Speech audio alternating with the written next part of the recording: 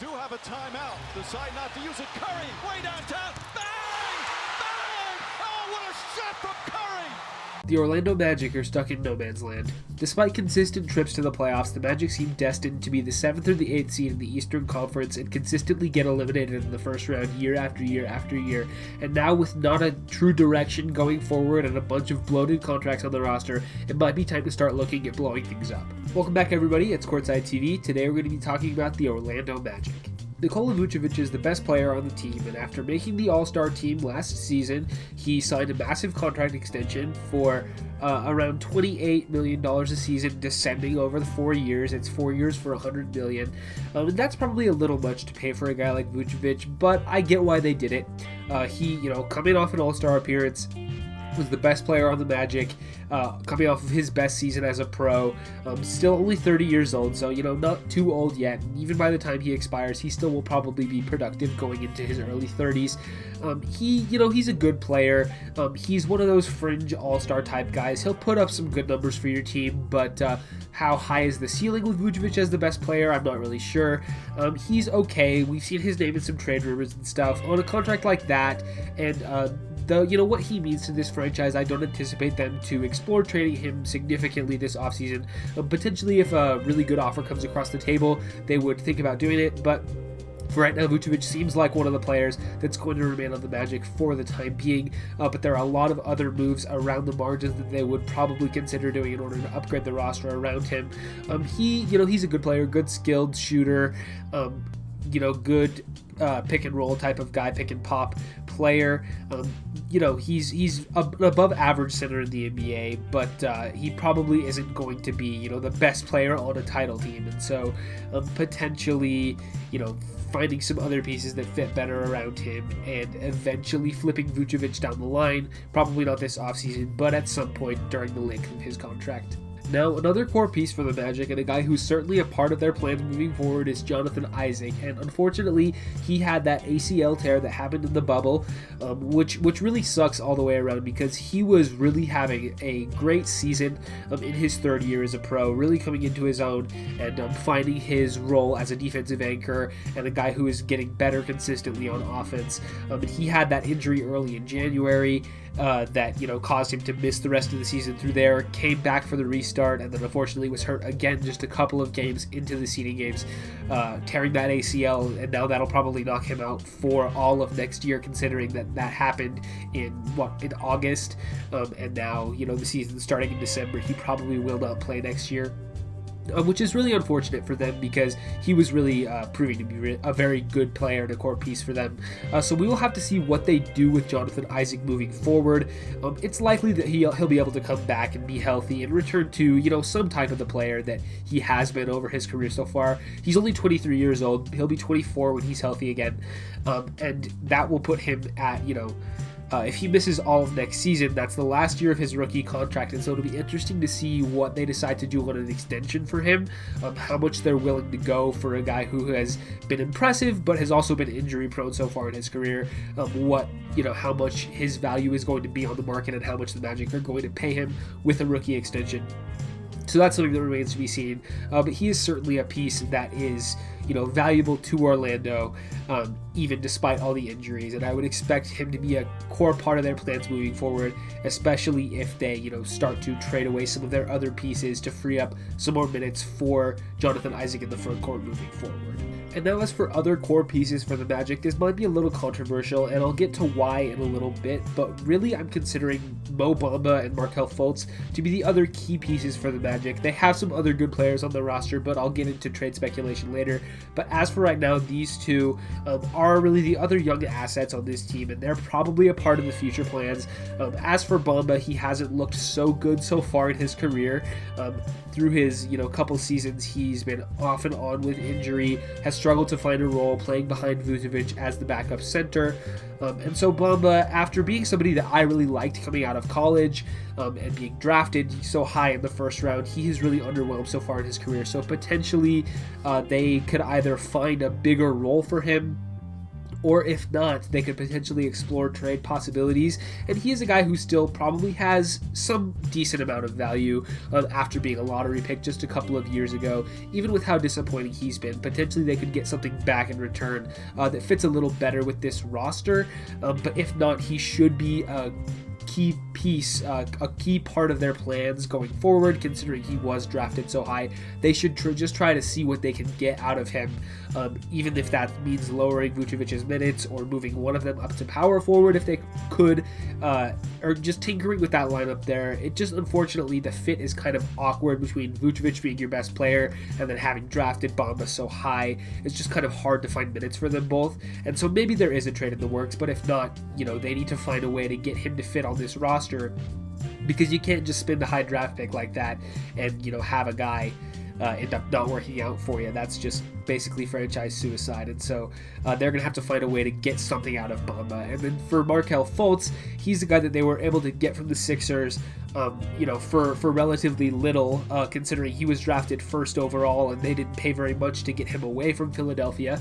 And he has been, had a nice little resurgence of his career with Orlando, has seemed to kind of come into his own, find his role as a slasher, fast point guard who runs up and down the floor, gets to the rim in transition, pretty good passer, still finding his shot. That's been his thing ever since he, has had that weird shoulder issue in his rookie season, has been struggling shooting wise, but he's been slowly improving as he, gets further and further removed from that injury.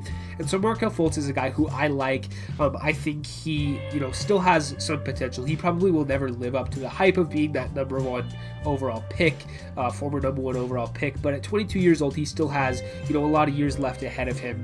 And going into the final year of his rookie deal, we'll have to see how much the Magic are willing to pay for an extension on him. I imagine that they will wait. I believe they will be eligible to extend him this offseason. I think they probably will actually wait on Markelle Fultz to extend him. If I was them, I'd like to see another year of sustained production from him before I commit long-term money. But Markelle Fultz is a guy who I think should be in the future plans of Orlando.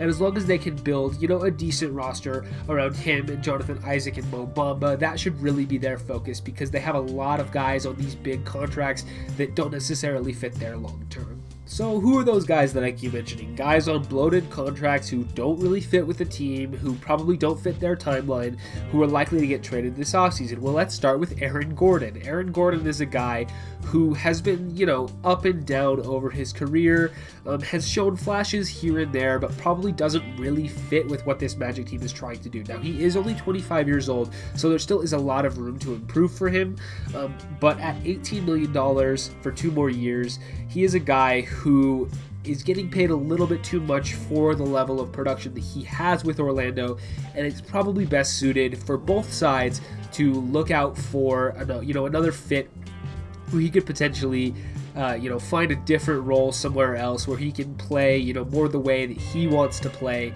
and maybe he can unlock a different part of his game.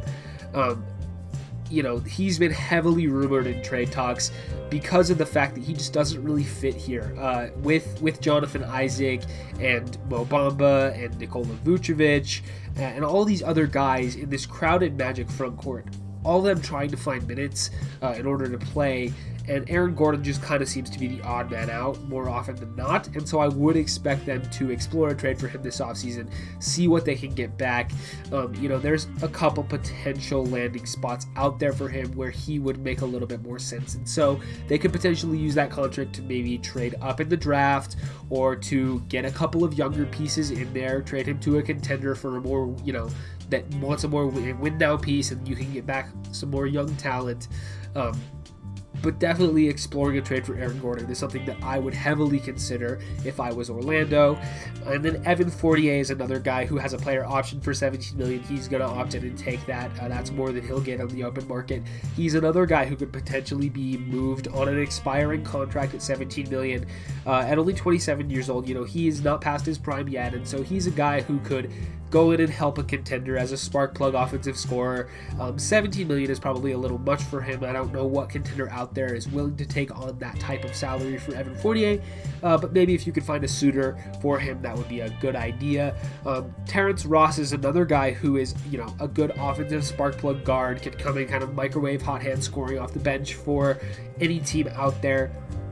He is a little interesting because he has, 3 years left on his deal at around, $12 million-ish per season.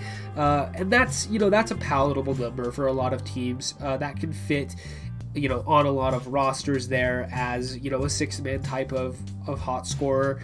And so he's a guy that could potentially find a new home somewhere else. I don't know if they'll consider trading him. That's probably not the highest of priority for them right now. But maybe if the right offer comes across the table, you could do that. Al-Farouq Aminu is a guy who's probably a little overpaid, coming off a major injury for him last year. 2 years left on around $10 million this season. That's going to be hard to find a taker on that one. If you could throw him into another deal, that would probably be good for them. But I'm not really sure that any other contender would be willing to take a chance on Al-Farouq Aminu, considering his age and his history, as well as just coming off that major injury. There's questions about whether or not he's going to be productive, and so we'll have to see if they can find a taker on that contract.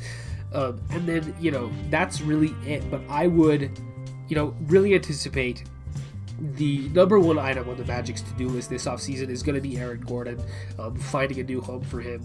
I hope that they do. I don't know if they will, but I think that it would make sense for both sides to get a change of scenery for Aaron Gordon, to potentially, find him somewhere else where he can be himself and not have to worry about fitting into a strange Magic roster. And then beyond Aaron Gordon, just looking at a couple of free agents for the Magic. DJ Augustine, his deal is expiring. At 32 years old, he's getting up there. He can still play a little bit. I don't think the Magic are too motivated to bring him back. He's been a nice piece for them, but I think they're okay to let him go and maybe go, off to a contender where he can play a different role there for a team that actually has a shot at winning a ring. Michael Carter-Williams is another guy they probably don't really care about. Wesley Iwundu, same deal. Those are guys who are okay off the bench, but, it's not going to be the highest of priorities for the team to bring them back this offseason. James Ennis also has a player option. He put him in that same category as well. And so that's really what I would do for the Magic offseason. Just look at trades for some of those guys up there and just kind of reshape the roster around some of your young talent. And then you also have Chuma Okeke coming back. They drafted him in the first round last year and then decided to defer signing him until this offseason because he had an injury that was nagging him and he wasn't going to play last year. So they just decided to hold off on not signing his contract, basically do a draft and stash with Chuma Okeke to allow him a year to rehab after being drafted, and they're going to sign him this offseason and bring him on. So he's another guy who you could potentially look out for, another young piece coming into this Magic team that they can potentially have to find minutes for and find a role for as they try to develop him. And so really there's nothing else I have to say about Orlando. I've kind of gone over my plan for them. Find a trade for Aaron Gordon, find more minutes for your young talent, and just continue to develop. And that might result in missing the playoffs next season, and that is okay. And even if they do trade off some of this other talent, trading away guys like Aaron Gordon, Evan Fournier, Terrence Ross, Al-Farouq Aminu, whoever, if any of those guys get traded, there's even a still chance that Orlando, makes the postseason next year. With the East, being so weak after the top 6 seeds or so, those 7th and 8th spots are consistently up for grabs in the Eastern Conference. And the Magic, even if they do trade away some of their veteran talent, I still think they could potentially have a chance to compete for that postseason spot. But even if not, you can get a high draft pick and, get another player in there, because right now, having Vucevic as the best player at 30 years old, and Aaron Gordon 25, Evan Fournier 27, Terrence Ross 29. All of those guys are probably a little bit out of the timeline of 22-year-old Markelle Fultz, 22-year-old Mo Bamba, 23-year-old Jonathan Isaac, Chuma Okeke, I don't know how old he is, 20, 21, 22, in that range somewhere. And getting another rookie in there that's a little bit closer to those guys, I think that makes a little bit more sense for this team rather than having Vucevic at 30, 40 at 27. I said that already, but kind of trying to get younger, and finding more minutes for these younger guys to allow them time to develop, because for a guy like Mo Bamba, as disappointing as he's been, he hasn't really had too much of a chance to even prove that he can do anything, because he's not playing too many minutes behind Vucevic, consistently getting benched, wasn't able to play in the bubble in the postseason this year, and so they've just got to find a way to really try to find more minutes for these guys. And that would be my number one priority for Orlando this offseason. So that's pretty much my thoughts on the Magic. I hope you guys enjoyed this one. We'll be back within the next couple of days. I believe I only have two, borderline playoff teams yet, and then we're going into teams that have like top 10 draft picks. So we're going to kind of be counting down the days to the draft, with the top 10 draft order. And so next couple days, look out for Kings and Spurs, I believe, are going to be my next two uploads. So Kings and Spurs within the next couple of days. And then we'll be, heading into some of the high draft pick teams as we get closer and closer to November 18th and the start of the next season. So hope you guys enjoyed this one. And we'll be back within the next couple of days. See ya.